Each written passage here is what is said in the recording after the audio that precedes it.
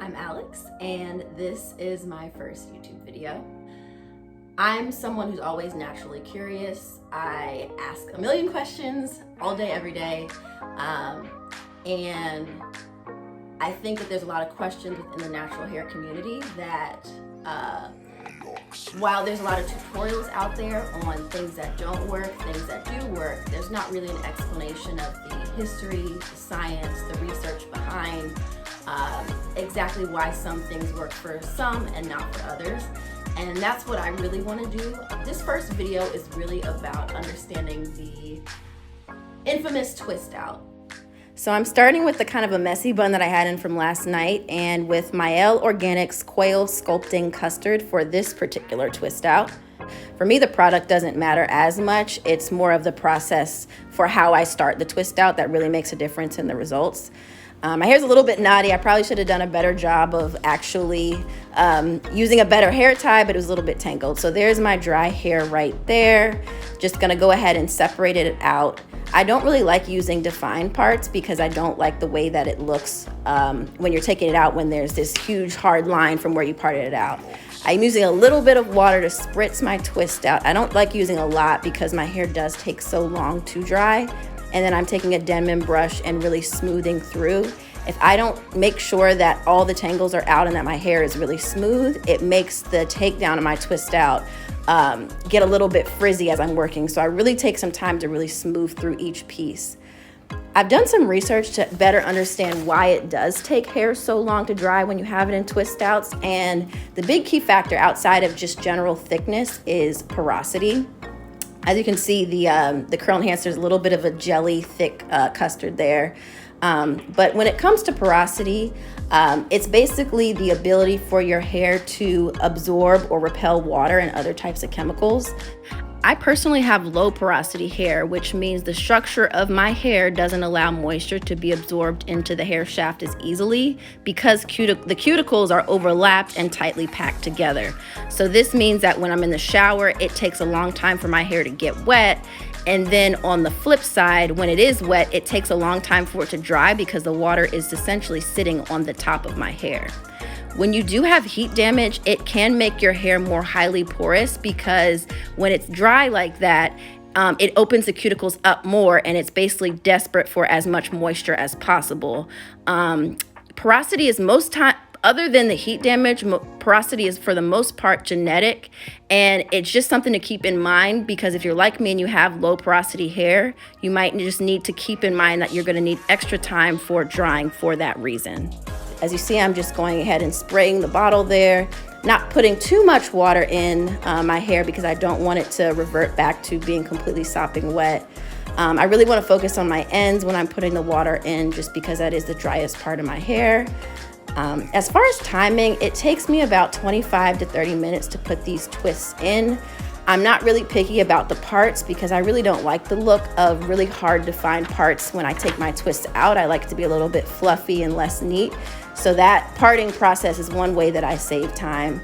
But other than that, really smoothing it out with a Denman brush before I get started helps a lot with making sure that it doesn't take as long to put my twists in. Here I'm just going ahead and parting just to make sure that when I undo it, it's on the right, taking the twist out, it's shaped on the right side that I like my parts. I do both left and right parts, so it's really up to you to figure out which side is best for you.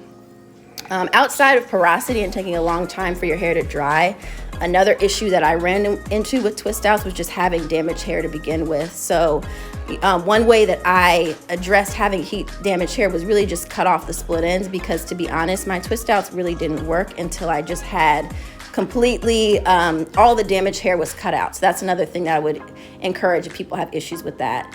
And here I'm coming up on the last twist there. When I do the twist in the front, I usually try to do a flat twist just to make sure that it lies down closer to the root of my hair. That's the first thing that people see when they look at your hair. So I really want to make sure that I get that front part as flat as possible, just because I want to make sure that at least, if anything, that one front piece is pretty neat. As you can see, my twists are not that small. I really like using bigger twists, one, because it takes less time, but also For me, I think the twist outs are better when I actually use bigger twists. And as you see, I have about 11 twists in my hair, so not too many. And the parts are really not that even. If you look in the back, it looks a little bit crazy, but I actually prefer it that way, and you'll see why when I take it down. So here it's been a few hours later. I put a little bit of oil in my hands when I'm doing my takedown, just to make sure that it doesn't get too frizzy or knotty as I'm pulling it out. So I'm putting a little bit of oil in my hands there, rubbing it together and putting it all throughout my hair before I even get started there, just making sure that it's all saturated throughout. And you know, I'll have these twists in a while, so I wanted to be as moisturized as possible. This is me unraveling the first part. I'm pretty careful with my unraveling process, just because I want to make sure that I'm manipulating my hair as little as possible. And I'm really careful with the takedown as well. As you see, I'm kind of doing each individual curl and making sure to wrap it around my finger in the direction that the curl was facing, just to make sure that it looks really neat when I get to the end. So this is something I take a lot of time with, just to make sure it looks the way that I want it to look, and it also avoids me having to fluff it out at the end. I know a lot of people will kind of tease their hair out, and I just prefer to do it on the front end. So continuing here just to separate as I go, making sure it's all fluffed. And then here we're closer to the end. As you can see, it takes me a little bit of time to get through, but I do think it's worth it to do that separation process. And finally, just going ahead and fluffing out these last pieces, making sure it's as full as possible, because I do like my twist to look really full and fluffy as opposed to kind of flat and crunchy. So getting some of those last minute twists out there and just fluffing it out at the end. You can see there's the back there. You know, the not defined parts really makes it so that it looks full without having a whole bunch of weird spots and gaps in your scalp. And honestly, that's pretty much it. The last thing I really do is make sure that my edges are laid down a little bit neat. I don't go too crazy with the baby hairs, but I do like to just take a little toothbrush to clean it up at the end as a last minute finishing product, just to make sure everything looks as clean and neat as possible. So just doing that right there.